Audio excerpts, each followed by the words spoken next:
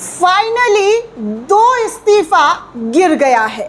जी हाँ दोस्तों, 2 इस्तीफा आज दे दिया गया है। जैसा कि मैं आपको कह रही थी कि सरकार में किसी की भी जवाबदेही तय नहीं होती है, लेकिन अब जवाबदेही भी तय हुई और इस्तीफा भी गिर गया, क्योंकि बड़े बड़े मछलियों को आज़ाद खुला छोड़ा गया था।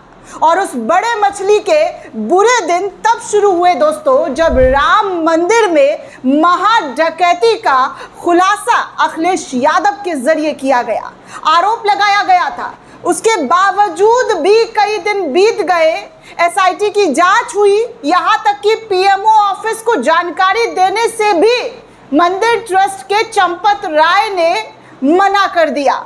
लेकिन आज का वो दिन भाजपाइयों के भ्रष्टाचार का पूरा काला चिट्ठा खोल कर रख देने वाला दिन है, क्योंकि जिस राम मंदिर की आड़ में जनता को बेवकूफ़ बनाया गया था, स्पेशली हिंदू धर्म के लोगों को बेवकूफ़ बनाया गया था, राम के नाम पर जो वोट मांगा गया, लेकिन राम के नाम पर वोट लेकर राम जी के मंदिर का सुरक्षा ये लोग नहीं दे पाए, बल्कि अपने घर को भरने के लिए इन लोगों ने ऐसे झोल किए, ऐसी डकैतियाँ की गई दोस्तों, कि लोगों ने कहानियाँ सुनी, खबरें सुने, सब दंग रह गए।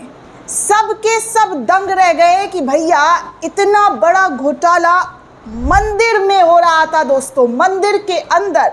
सोचिए, अभी कोई मुस्लिम समुदाय के ज़रिए इस तरीके की चीज़ें की गई होती तो अभी क्या हो रहा होता।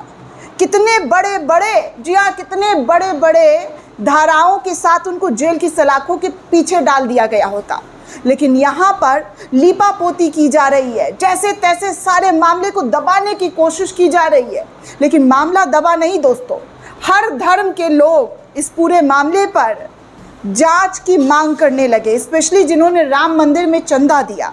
सिंधी समुदाय के लोगों ने तो जो 200 किलो का सोने का ईंट दिया था, जो दान किया था, उसकी रसीद, उसकी फ़ोटो चंपत राय के साथ रिलीज़ कर दी कि हमने ये सारी चीज़ें दी और इसका तो कुछ भी पता नहीं है कि कहाँ लगाया गया, क्या किया गया।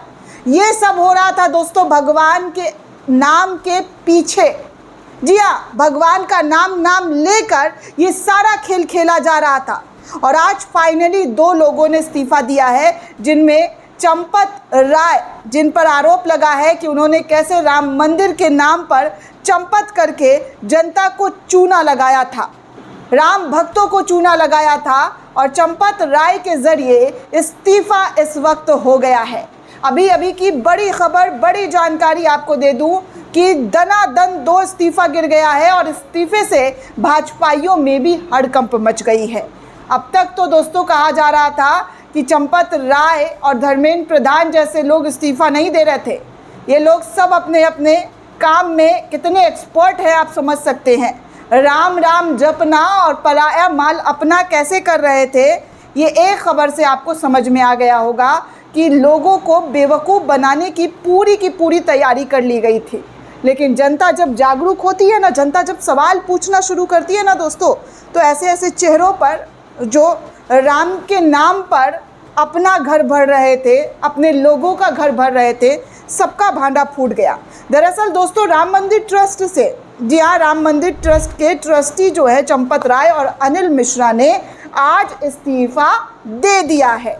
जिन लोगों को रामलला के लिए देख रेख, रामलला की जो पूरी तैयारी की गई थी और जो उनके नाम पर दान हुआ था, चढ़ावा किया गया था, उस देख रेख के लिए ट्रस्टी बनाया गया था। इन्हीं लोगों पर आरोप लगने के बाद ये लोग जो है टस से मस नहीं हो रहे थे।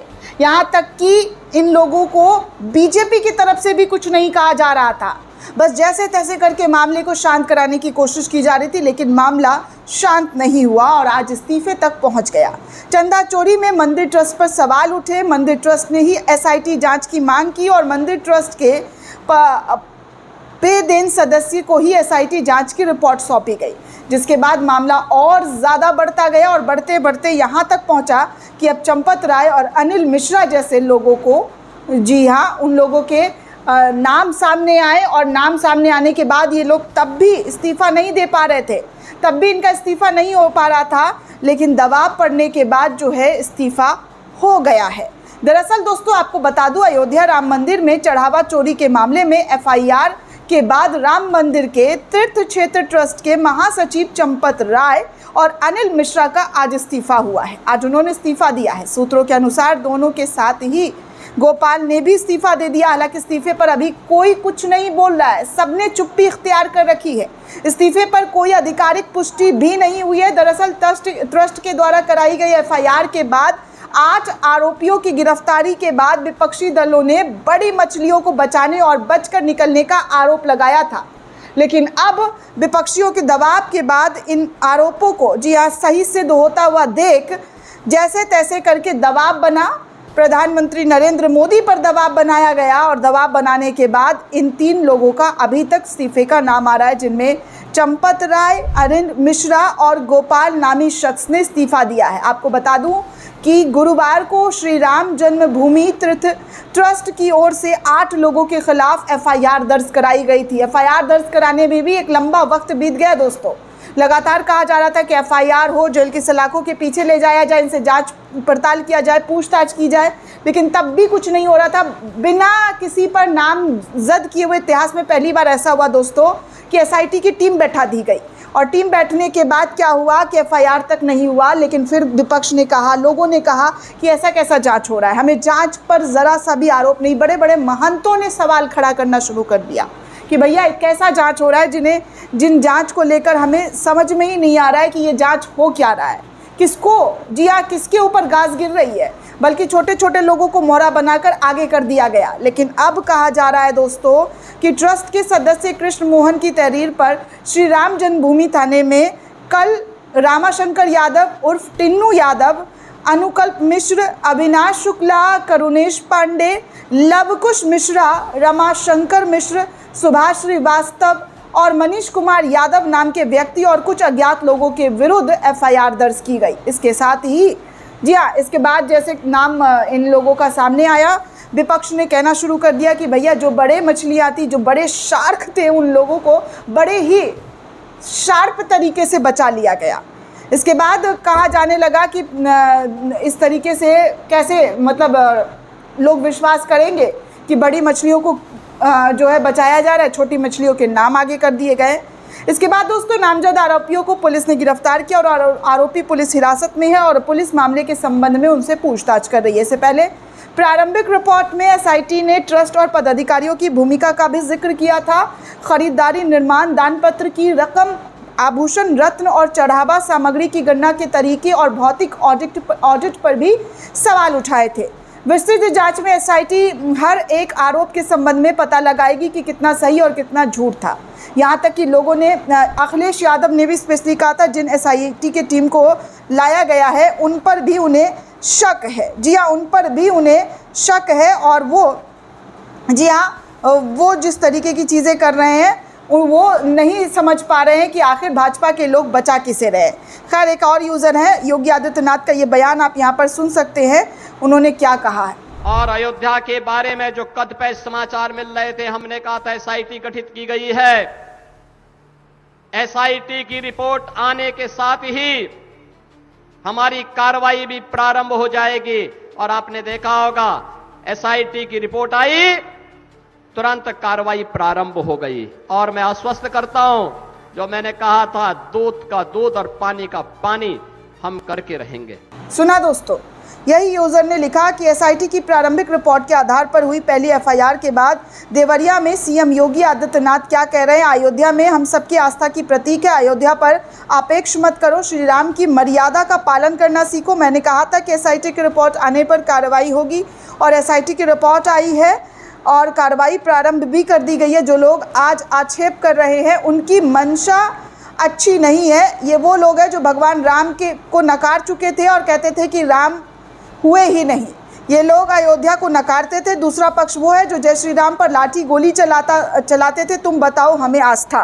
रामनवमी पर दंगा करवाते थे, कांवड़ यात्रा पर प्रतिबंध लगाते थे। कांग्रेस ने देश को लूटा ही नहीं बल्कि नोचा था। सरकार ने पहले ही दिन कहा था दूध का दूध पानी का पानी होगा। मैं फिर कहता हूँ, राम भक्तों की अग्नि परीक्षा मत लो, उनकी आस्था के साथ खिलवाड़ मत करो। प्रमाण है तो एसआईटी को सबूत पेश करो।